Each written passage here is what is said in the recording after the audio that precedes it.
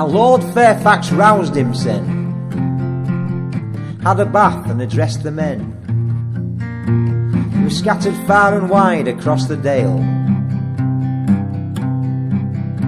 He said, come on lads, foot to the floor, 'cause it's kicking off at Marston Moor, and there's a room where there's a buffet and free ale.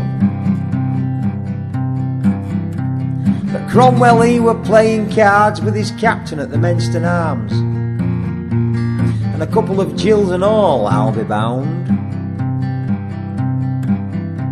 So the army there scurried forth and packed the sarnies and headed north to Black Bull in Otley for the first round.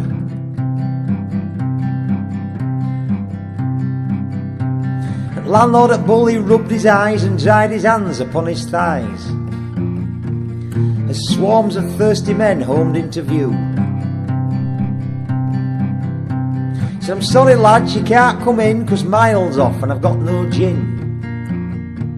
And lad behind bar ain't got a clue. It's his first day, you know.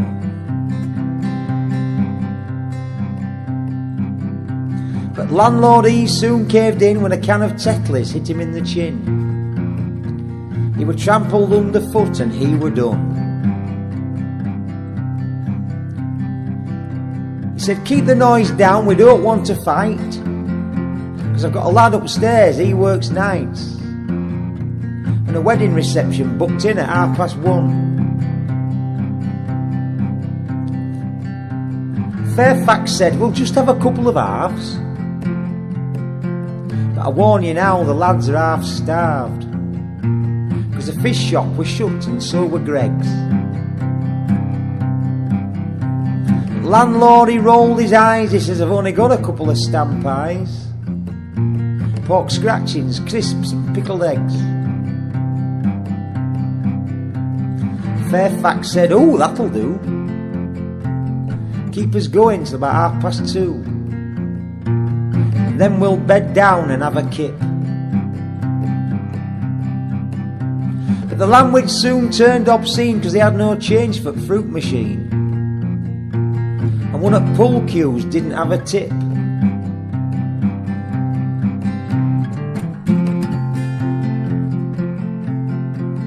Cromwell now was on the phone. He said, I'm stood here all alone, just me and my horse on top of Marston Moor.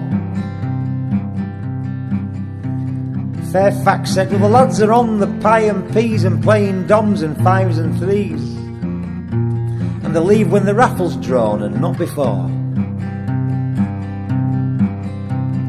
Cromwell said, that's no good to me, 'cause there's a pitch inspection at 3:30, and I think we're kicking off at 5 as planned.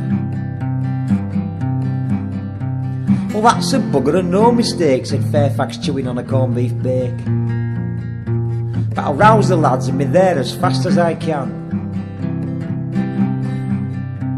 But at 5:30 there was still no sign, 'cause I stopped off in Shipley for a glass of wine, and at Saltaire Mill there'd been a bit of a do. They found a free house near Lowmore Club, and a tavern at Brighouse, which were a lovely little pub. Then stopped off for a slash on the M62.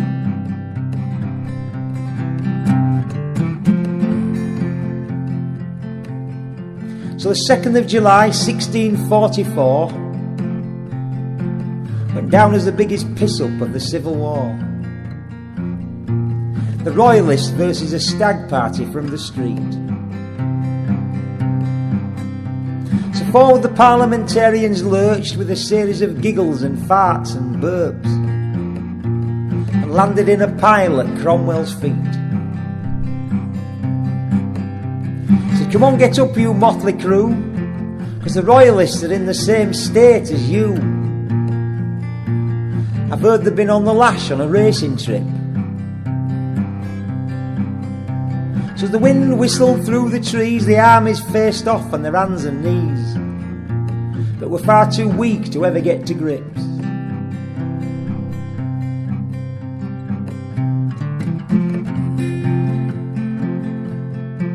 Now Cromwell's men, they won that day in extra time, so they say. And the man himself drank until he was devoid of strength.